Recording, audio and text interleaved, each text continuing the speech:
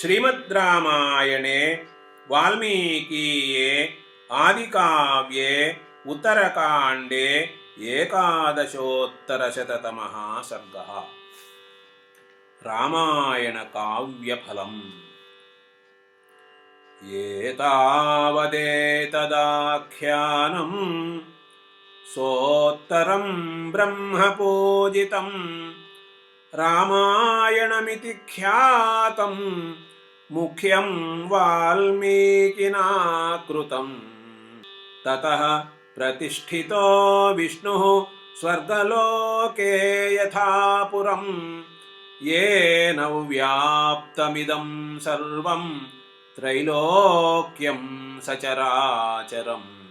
ततो देवाः स गन्धर्वाः सिद्धाश्च परमर्षयः नित्यं शृण्वन्ति सन्तुष्टाः दिव्यं रामायणं दिवि।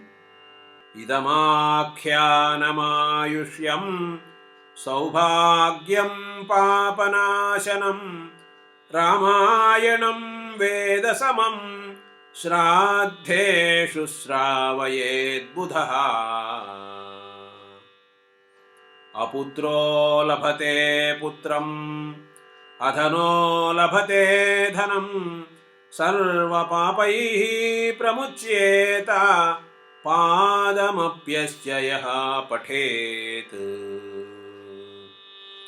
पापान्यपि च यः कुर्यात् अहन्यहनि मानवः पठत्येकमपि श्लोकं पापात् स परिमुच्यते।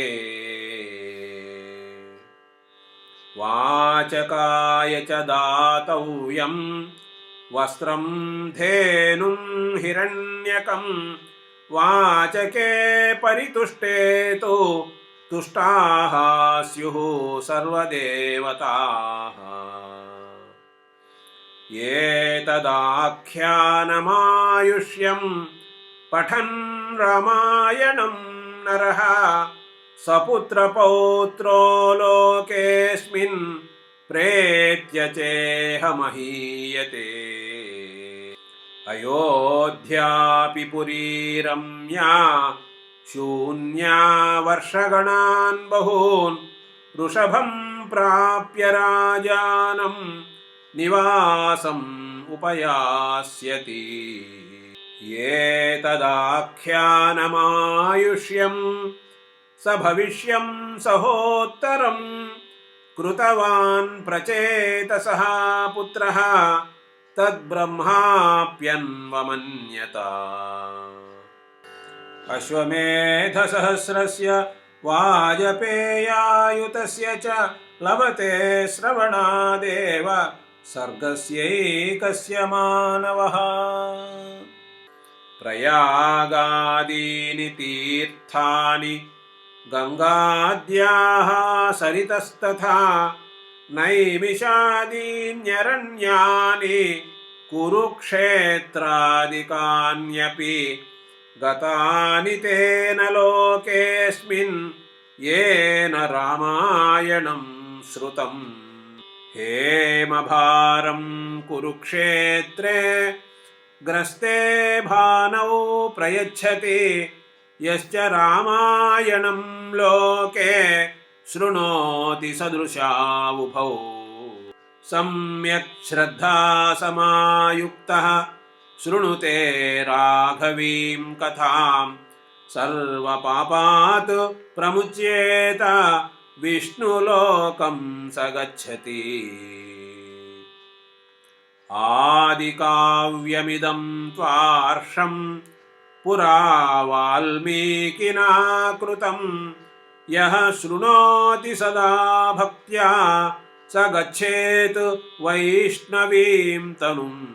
पुत्रदाराश्च वर्धन्ते सम्पदः सन्ततिस्तथा सत्यमेतद्विदित्वा तु श्रोतव्यं नियतात्मभिः।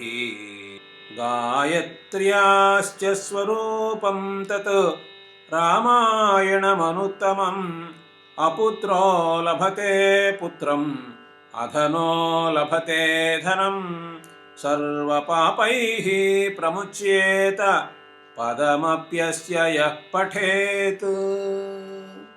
यः पठेत् शृणुयान्नित्यं चरितं राघवस्य भक्त्या निष्कल्मषो भूत्वा दीर्घमायुरवाप्नुयात्।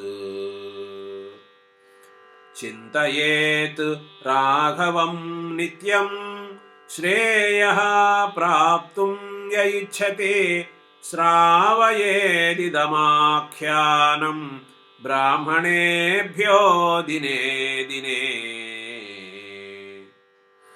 यस्त्विदं रघुनाथस्य चरितं सकलं पठेतो सोऽसुक्षये विष्णुलोकं गच्छत्येव न संशयः। पिता पितामहस्तस्य तथैव प्रपितामहः तत्पिता तत्पिता चैव विष्णुं यान्ति न संशयः। चतुर्वर्गप्रदं नित्यं चरितं राघवस्य तु तस्माद्यत्नवता नित्यं श्रोतव्यं परमं सदा। शृण्वन् रामायणं भक्त्या यः पादं पदमेव वा स याति ब्रह्मणः स्थानं ब्रह्मणा पूज्यते सदा।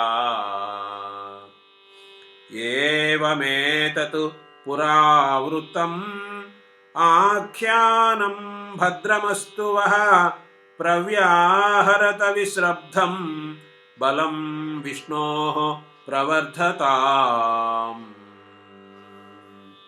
इति आर्षे श्रीमद् रामायणे वाल्मीकीये आदिकाव्ये उत्तरकाण्डे 11शोत्तरशततमः सर्गः। समाप्तमिदम् उत्तरकाण्डं। सर्वं सम्पूर्णमिदं श्रीमद् रामायणम्। सर्वं श्री सीतारामचन्द्रचरणारविन्दार्पणमस्तु।